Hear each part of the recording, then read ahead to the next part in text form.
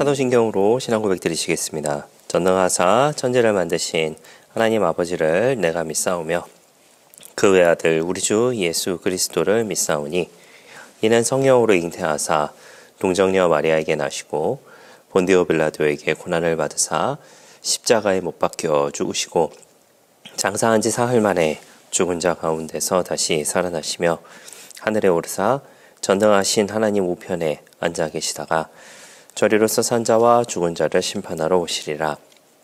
성령을 믿사오며 거룩한 공회와 성도가 서로 교통하는 것과 죄를 사하여 주시는 것과 몸이 다시 사는 것과 영원히 사는 것을 믿사옵나이다. 아멘.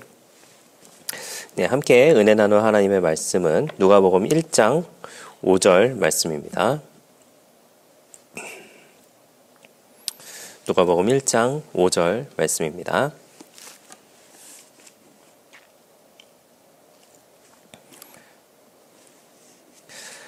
네, 말씀을 읽어드리겠습니다. 유대왕 헤롯 때에 아비야 반열에 제사장 한 사람이 있었으니 이름은 사가랴요 그의 아내는 아론의 자손이니 이름은 엘리사벳이라. 아멘. 할렐루야. 저는 본문의 말씀 가지고 함께 말씀의 은혜를 나누기를 원합니다. 제가 계속해서 이제 복음서 비교에 대해서 이어가고 있습니다. 지난 한 달 정도의 시간을 이제 사순절로 또 고난주간으로 이렇게 보내게 되면서 이제 기억을 하실지 모르겠지만 이제 잠깐 제가 복음서 비교를 멈추게 됐습니다. 그 멈춰 있을 때에 그 내용이 어디였었냐면은 이제 예수님께서 예루살렘에 입성하시는 그 내용에서 이제 멈췄었어요. 그리고 나서 이제 각 복음서마다 있는 내용들만 말씀을 드렸었습니다. 오늘은 이제 누가복음으로 좀 넘어와서 누가복음에만 존재하고 있는 내용들을 좀 이제 소개를 해드리고 이제 요한복음에 있는 내용들 좀 소개를 해드리고 난 다음에 이제 예수님의 입성을 이제 본격적으로 해보고자 합니다. 아직도 내용이 좀 많이 남아 있다라고 하는 건 여러분 한 가지 기억해 주시면 좋겠고요. 오늘 읽으셨던 이제 누가복음은 누가복음 1장 그리고 이제 2장까지에 걸쳐서는 이제 누가복음에만 등장하고 있는 이제 오리지널 스토리다라고 생각을 하시면 되겠습니다. 누가복음 1장 1절에서 이제 4절까지는 이제 데오빌로에게 이제 글을 쓴다라고 하는 그 내용을 있어서 사실은 이제 이 부분은 좀 건너뛰려고 하고요. 오늘은 이제 5절에서부터 있는 내용을 좀 시작을 해보고자 합니다. 전체로 이제 제가 설정한 이제 전체적인 내용은 1장 5절에서부터 이제 80절까지예요. 어떻게 보면 1장 이제 전체를 이제 말씀을 드려야 될 거다라는 생각을 하게 되는데 아주 간단하게만 좀 설명을 해 드려보고자 합니다. 이 내용은 이제 침례 요한의 출생을 예고하는 내용, 그리고 예수님의 나심을 예고하는 내용, 그리고 이제 마리아가 엘리사벳을 방문하는 그리고 마리아의 찬가라고 불리는 그 내용이 이제 등장을 하게 되고 침례 요한이 출생을 하며 그리고 이제 사가랴의 예언으로 이제 글을 마무리를 하는 내용이 바로 이제 누가복음 1장 5절에서부터 80절까지의 내용입니다. 오늘 읽으셨던 이제 본문의 말씀에 사가랴라고 하는 제사장과 그의 아내 엘리사벳이 이제 등장을 하게 되죠. 이제 아비야의 반열이라고 이야기하는 것은 이제 다윗 때에 원활한 성전 업무를 위해 이제 제사장들이 24반열로 나누었다라고 이야기를 합니다. 그 반열은 1년에 2번 각각 한 주 동안 성전에서 봉사를 했는데 아비야 반열은 24개 반열 중에 8번째 반열이라고 이야기를 합니다. 그 8번째 반열에 들어있었던 한 사람, 그 사람이 누구냐면 바로 사가랴였던 것이죠. 그리고 이제 사가랴와 엘리사벳은 부부의 연을 맺고 있는 사람들이었습니다. 하나님 앞에서 의로웠고 주의 모든 계명과 규율에 흠없이 잘 지켰던 굉장히 의로운 사람들이었었죠. 그런데 그들에게 문제가 한 가지 있었으니 그 문제가 바로 무엇이었냐면 자녀가 없었다라고 하는 것이었습니다. 그 당시의 기준으로는 이제 자식이 없는 것은 이제 죄 때문이다라고 그렇게 생각을 했죠. 그런데 그 둘의 모습을 보면은 굉장히 의로운 모습을 가지고 이제 살아가고 있었습니다. 그래서 죄 때문이다가 아니라 하나님의 계획이심을 드러내고자 한 것이다 라고 하는 것을 의도적으로 보여주고 있는 것이다 라고 이야기를 합니다. 사가랴가 그 분향을 하러 이제 성소에 이제 들어가게 되는데, 이제 그렇게 들어가게 될 때에 주님의 천사가 나타나서 이제 사가랴에게 이야기를 합니다. 아들을 낳을 것인데 그 이름을 요한이라고 해라라고 하는 그런 이야기를 듣게 되죠. 네, 말씀을 이제 제가 좀 읽어드리면요, 14절에서 17절까지의 말씀을 읽어드리겠습니다.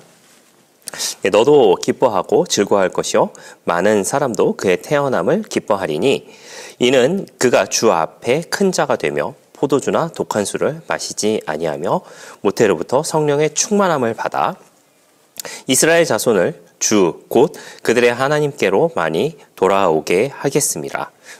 그가 또 엘리야의 심령과 능력으로 주 앞에 먼저 와서 아버지의 마음을 자식에게 거스르는 자를 의인의 슬기에 들어오게 하고 주를 위하여 세운 백성을 준비하리라 라고 이야기를 하고 있습니다. 이것이 이제 천사가 나타나서 사가랴에게 이야기하는 내용이다라고 하는 것이죠.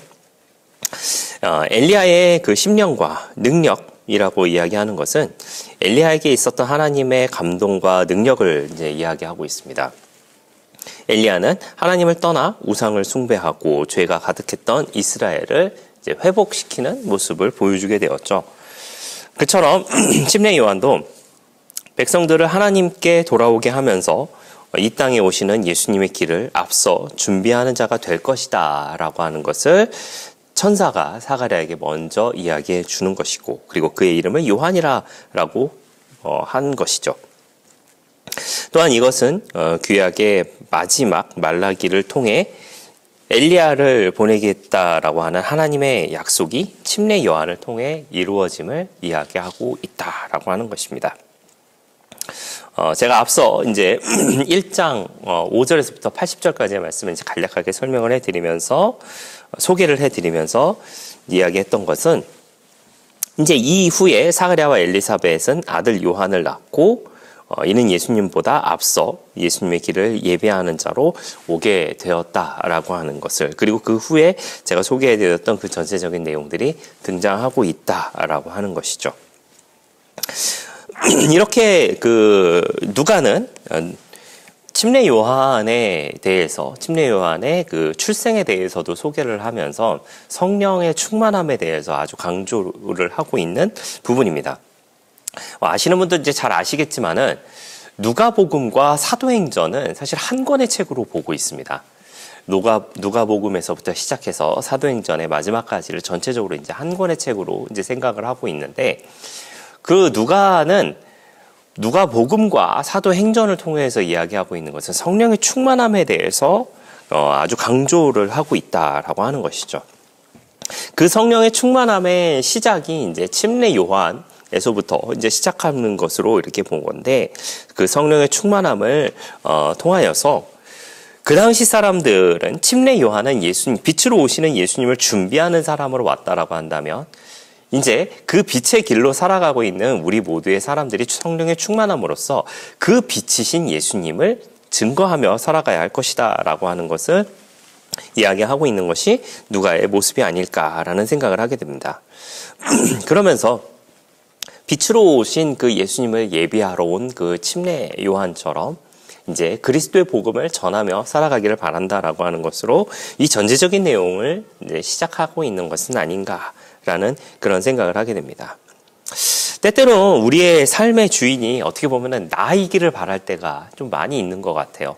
나 중심으로 내가 잘 되고 내가 더욱더 보유하며 내 뜻대로 되기를 바라는 것이, 내 마음대로 하길 바라는 것이 어떻게 보면 우리의 모습이지 않을까라는 그런 생각을 하게 됩니다. 그러나 우리는 예수님을 주인공으로 드러내며 이제 살아가야 할 것입니다. 영광은 하나님께서 받으시고 그 영광의 표징인 예수님을 우리는 전하며 살아가야 할 것입니다. 성령에 충만했던 침례 요한처럼, 그리고 성령에 충만했던 초대교회의 사람들처럼, 그리스도의 오심을 준비했던 침례 요한처럼, 그 그리스도의 오심을 증거했던 초대교회의 사람들처럼 우리도 성령의 충만함으로써 예비된 자로 증거하며 나아갈 수 있는 저와 여러분들의 넉넉한 신앙의 모습 다 되시기를 예수님의 이름으로 부탁을 드리겠습니다. 기도하겠습니다. 좋으신 아버지 하나님 감사합니다. 저희를 주님의 자녀 삼아주시고 또 함께 예배드리게 하시니 감사를 드립니다. 우리가 늘 성령의 충만함 가운데 거하게 하여 주시옵소서. 침례 요한은 성령의 충만함으로 그리스도의 오심을 준비했던 사람처럼 또 초대교회 사람들이 성령의 충만함으로 빛으로 오신 예수님을 증거하며 살아갔던 것처럼 우리도 성령의 충만함으로 하나님께 영광 돌리며 표종이신 예수님을 전하며 살아갈 수 있는 우리 모두의 넉넉한 신앙의 모습 다 되게 하여 주시옵소서. 감사를 드리며 예수님의 이름으로 기도했습니다. 아멘. 주기도문으로 마치겠습니다. 하늘에 계신 우리 아버지여, 이름이 거룩히 여김을 받으시오며 나라가 임하시오며 뜻이 하늘에서 이루어진 것 같이 땅에서도 이루어지이다. 오늘 우리에게 일용할 양식을 주시옵고 우리가 우리에게 죄 지은 자를 사하여 준 것 같이 우리 죄를 사하여 주시옵고 우리를 시험에 들게 하지 마시옵고 다만 악에서 구하시옵소서. 나라와 권세와 영광이 아버지께 영원히 있사옵나이다. 아멘.